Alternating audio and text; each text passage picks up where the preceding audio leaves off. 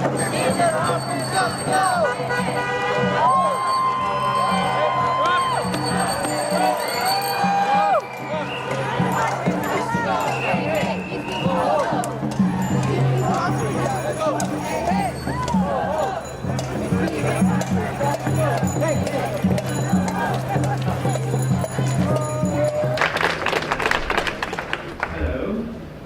small but hearty crew. Make some noise if you need the people in this building to get us off fossil fuels fucking fast.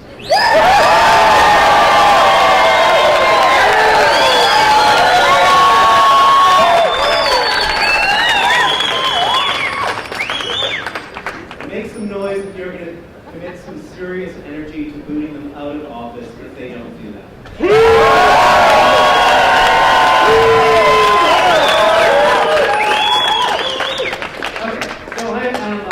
You're not representing the organizations that were named, but as a citizen.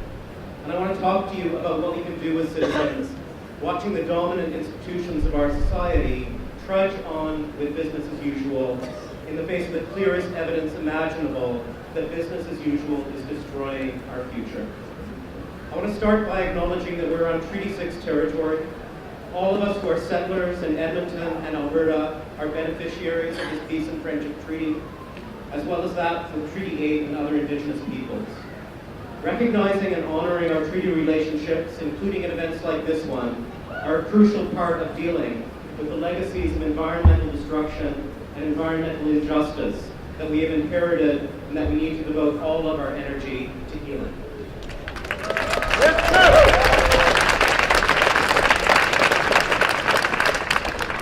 So I don't think most of you would be here if you didn't think that we were in deep, deep trouble. We're already feeling the effects of climate change and many other environmental imbalances. They're felt most intensely by the least privileged in Alberta and globally. And even if we stopped to eat GHG days, we'd be facing profound climate disruption. With every day that goes by with business as usual, the whirlwind of climate disruption gets more intense, and the costs of mitigating it and surviving it get larger. The science is crystal clear, and unless we move on to another path quickly, the science is grim. And yet in Alberta, we go on burning coal, extracting oil without due regard for social and environmental costs, and acting as if the party can go on forever. But I also don't think you'd be here if you didn't see hope. We've already heard from David and others about the knowledge and technologies we need that are here right now and can allow us to draw down our dependence on carbon quickly. We live in one of the wealthiest places on Earth, and this wealth could support an impressive energy transition, one that would point the way for other jurisdictions. And we have tremendous creativity and compassion and intelligence as human beings. It's conceivable that we can not only steer clear of the worst of climate disruption, but build a better and more just society in the process.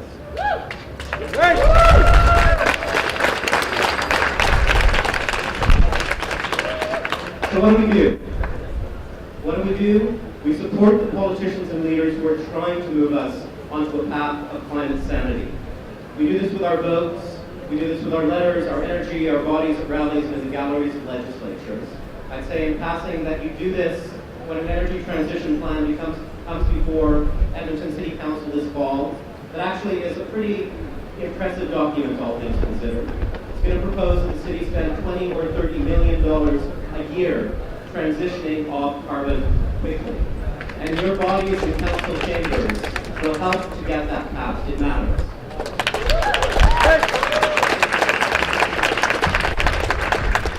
What do? We hold institutions to account. The need for leadership and rapid change could not be clearer. And we live in a world of completely twisted incentives.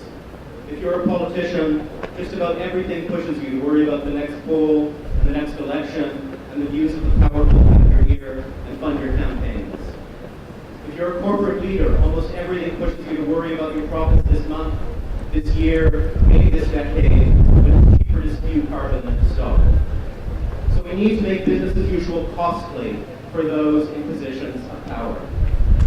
And that isn't going to happen, sadly, with a few hundred of us standing in front of this building. And so what do? We have to build much broader awareness of the unsustainability of the path we're on. This needs to be a message of hope as well as danger. It needs to be shared everywhere you can, with your family, with your social networks, with your friends, with fellow students, in your workplace, in clubs, in churches. And it can't be your own private project. You have to find those organizations, join those organizations, build those organizations that help us to do this together. I want to say something more, though, about what it is that is actually unsustainable about business as usual. It's tempting to see elected officials and corporate leaders and millionaires as the villains of the piece. They're greedily using up the planet and hardly feel this. They profess to care about future generations, but their actions tell a completely different story. They live in their bubbles of privilege, basically indifferent to the suffering that's the flip side of their wealth. But frankly, I think that's me. And I think that's most of you. The ways we use energy, our frequent equation of happiness with consumption, the privilege we inhabit while others suffer and die, I suggest that most of us have more in common with our political and corporate leaders than we do with the city's poorest or with the world's most vulnerable.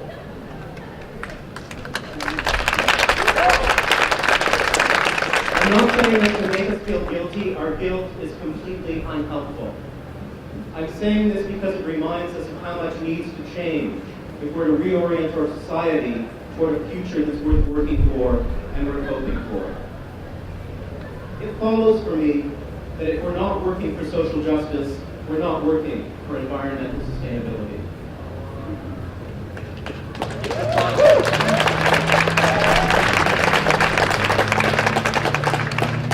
I frankly don't believe that we can restore balance to the climate or the environment by adding some technical fixes to economies and societies built on endless growth, on inequality, on oppression, and on colonization.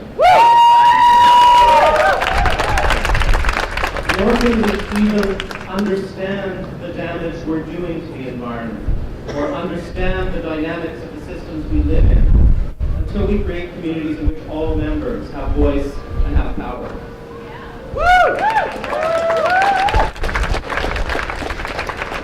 For me, it also follows that if you're not working on yourself, your own deep patterns, your own mind, you're not going to be very helpful working on the climate. The pathologies that got us to where we are don't just have to do with cheap carbon-based energy and the neglect of green technologies. They have to do with aggression, with fear, with ignorance, with disconnection from each other and from the natural world. To be helpful, we need to make places in our lives to connect compassionately with ourselves as we are, to connect with kindness with those around us, and to really see and feel our interconnection and symbiotic relationship with the earth and other beings. Here are three things that I think follow for our activism, for how to bring others on board, and for how to work effectively for change. First, our activism has at some level to be about love, to be about deepening and deepening our capacity to love this precious earth, this precious life, this precious community.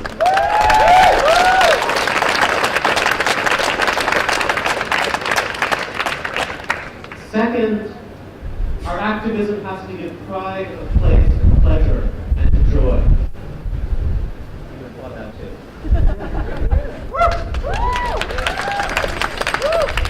It has to build and cherish connection with those around us, including those most different from us. And third, our activism can't just be about what governments and corporations should do, though it has to include this relentlessly, with critical savvy, with careful analysis, with specific demands, and tirelessly. But just as importantly, we have to build alternatives with our own hands, every day, right where we live and work. If these alternatives are sustainable and pleasurable and sane and just, they'll draw others in. They'll show that our work is for something that can be treasured and is worth loving for its own sake, not just for an end that frankly it might and might not achieve. So I started by acknowledging the original inhabitants of this land and our treaty with relationships with them as settlers. I think this is important clearly for justice and for reconciliation. But it's also important because the wisdom holders of First Nations, like the wisdom holders of other traditions, have insight into imbalances of the lives we're living, into the reasons for our own destructiveness toward the world that sustains us, and into the fulfillment available if we can recognize our deep